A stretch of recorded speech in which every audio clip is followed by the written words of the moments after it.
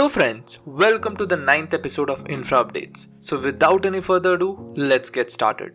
Our first story is coming from the state of Odisha. Chief Minister Naveen Patnaik inaugurated O-Hub, which stands for Odisha Hub, a flagship initiative of Odisha government to support startup formation and subsequent scale-up. The state-supported incubation hub is located in the Special Economic Zone Patia, Bhubaneswar and offers a 150,000 square feet area with a state-of-the-art facility, plug-and-play infrastructure to support startup activities within the state. This initiative would provide a platform for innovators and entrepreneurs to develop products or services, establish formal businesses, and interact with stakeholders of the ecosystem. Inaugurating this world-class incubation center, the Chief Minister looked happy and stated that O-Hub will be the first point to identify the best in the industry for co-creation and development of business with their new ideas, and it will be a conglomerate for business houses and innovation.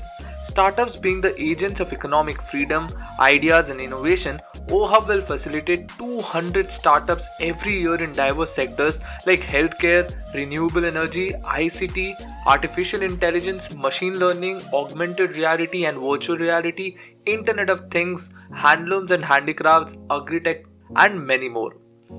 Since the startup movement kick-started in 2016, it has generated 10,000 employments in the state. Hence, the government aims that the state will achieve the goal of 5,000 startups by 2025. O-Hub will be a propellant to foster a spirit of entrepreneurship by providing end-to-end assistance to a startup during their startup journey. Thus, Odisha taking the lead in the tech future and the generation next industry speaks volumes about the state's determination to ensure a good environment to the youth of the coastal state of India. Our second story is coming from a northeastern state of India, Arunachal Pradesh. Union Minister of Ports, Shipping and Waterways and Ayush, Sarbanand Sonowal announced a slew of initiatives in Arunachal Pradesh for the promotion of Ayush a couple of weeks back. The minister announced an investment of 53.72 crore to develop a new infrastructure within the Northeastern Institute of Ayurveda and Folk Medicine Research Campus. The Ayurveda College will be facilitated with an academic block, a boys' hostel, a girls' hostel and a sports complex. Moreover, many important institutes including regional raw drug repository and museum, sophisticated analytical instrument facility, state-of-art Panchakarma treatment and research center and paramedical teaching center will be set up in the region in future. Thus, Northeast is gradually becoming Atmanirbhar in their needs for robust health infrastructure. Citizens and students can get treated and trained in Ayurvedic studies in the times to come. Our third story is coming all the way from the land of the Mizoram. Northeastern Frontier Railway, one of Indian Railway's 18 railway zones, has started work on the 51.38 km long Bhairabi-Sairang new railway line project in the state of Mizoram. The project is expected to entail an investment of around $870.27 million. This new route will feature 55 major and 87 minor bridges and will end at Sairang, which is located near the capital of Mizoram, Aizawl. The line will encompass 11 road over bridges and road under bridges. The project, which is anticipated to be completed by March 2024, will include 12.6 km of tunneling work as well as the construction of 4 new stations. Upon completion, this development is projected to support the economic growth of the entire Northeast region. At a height of 101 meter, bridge number 196 will be important for connecting station Sairang near Aizawl. Therefore, the most neglected regions of Mizoram will get the most modern connectivity after decades of independence. It will go in a long way to ensure economic development and ensure an increase in standard of living of the people of the state. Our fourth story is coming from Gujarat. Ward Wizard Innovations and Mobility Limited announced that it will invest 500 crore for the development of the electric vehicle segment in Gujarat. The company stated that it has inked a memorandum of understanding with the Gujarat government to foster the growth of the electric vehicle industry and meet the government's vision of strengthening green mobility in the state.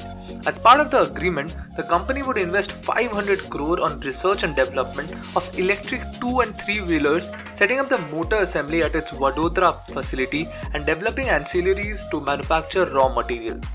The company will also generate over 6,000 jobs in the state. The investment will help in strengthening the development and boost the Make in India vision while promoting local vendors during this electric mobility revolution.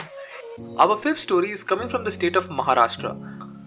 Mahindra Sero has inked an MOU with the government of Maharashtra to set up 4 more vehicle scrapping centers. The company already has a recycling facility at Pune and is looking to set up 4 additional facilities in the cities of Mumbai, Nagpur, Aurangabad and Nashik. The proposed scrapping centers will have the capacity of recycling end-of-life 2 and 3-wheeler vehicles and passenger and commercial vehicles. The momentum for setting up vehicle scrappage facilities across India is picking up fast. Sero Recycling and the Maharashtra government's MOU comes along with Tata Motors' plan to set up a unit in the state with the capacity to recycle 35,000 units per annum. Then there is the Maruti Suzuki joint venture which recently opened its vehicle scrappage center in Noida, Uttar Pradesh, which we have covered in the past videos.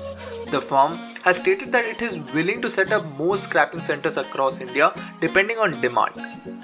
Moving next to the 6th story, which is coming from Tamil Nadu. The central government has inked a mega deal with the Asian Development Bank to establish affordable housing complexes in the state of Tamil Nadu in a bid to make the state free from slums. Rapid urbanization and growth in Tamil Nadu has created a housing shortfall, particularly for low-income households. The project will provide access to affordable housing infrastructure and services to vulnerable and disadvantaged households and catalyze private sector investment in affordable housing. Nearly half of Tamil Nadu's 72 million population lives in urban areas, making it one of the most urbanized states in India. Through the Tamil Nadu Urban Habitat Development Board, the project will construct housing units in 9 different locations and relocate about 6,000 households vulnerable to natural hazards to safer locations. It will also help Tamil Nadu's Directorate of Town and Country Planning develop regional plans to map the state's economic and infrastructure development, including affordable housing, environmental protection, disaster risk management, and gender.